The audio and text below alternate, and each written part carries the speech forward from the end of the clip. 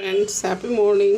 பாருங்கள் ஃப்ரெண்ட்ஸ், நான் தவாவில் கொஞ்சம் எண்ணெய் ஊற்றிருக்கேன், 2 ஸ்பூன் எண்ணெய் ஊற்றிருக்கேன், கடுகு போட்டிருக்கேன். இன்னும் கொஞ்சம் உளுத்தம் பருப்பும் கொஞ்சம் சீரகம் எல்லாம் ஒரு அரை ஸ்பூன் போட்டிருக்கலாம். இது பார்த்திங்கன்னா பக்கத்து வீட்டில் எனக்கு ஒரு ஆந்திரா பொண்ணு இருந்தது. அது எனக்கு ஒரு பொரியல் செய்ய சொல்லி கொடுத்தாங்க. அது ரொம்ப அருமையாக இருந்துச்சு. ஸோ அதை வீடியோ போடலான்னுட்டு எடுத்து போட்டுன்னு இருக்கேன். பாருங்கள் ஃப்ரெண்ட்ஸ், இப்போது இதில் இடித்து வச்சு பூண்டு சேர்த்துக்கிறேன்.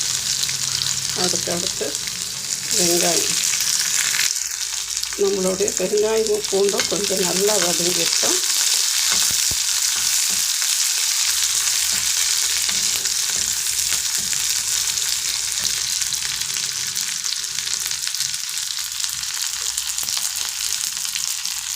பாருங்கள் ஃப்ரெண்ட்ஸ், நான் நிலக்கடலை பருப்பு எடுத்து வச்சுருக்கேன்.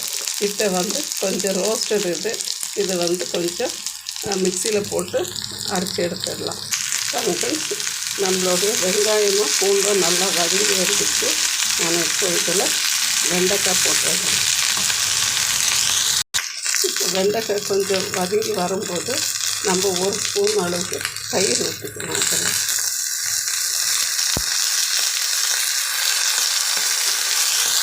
பாருங்கள் ஃப்ரெண்ட்ஸ், இப்போ தயிர் ஊற்றி வெண்டைக்காய் கொஞ்சம் நல்லா வதங்கிடுச்சு. இப்போ இதுக்கு ஒரு 1/4 ஸ்பூன் அளவுக்கு நான் மஞ்சள் தூள் போட்டுக்கிறேன். இதுக்கு தேவையான அளவுக்கு உப்பு போடுறேன்.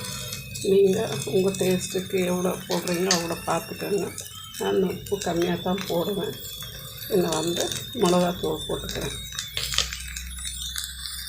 இது எல்லாத்தையும் கொஞ்சம் வதக்கி விட்டுறலாம். பாருங்கள் ஃப்ரெண்ட்ஸ், நம்மளோட வெண்டைக்காய் நல்லா வதங்கிடுச்சு.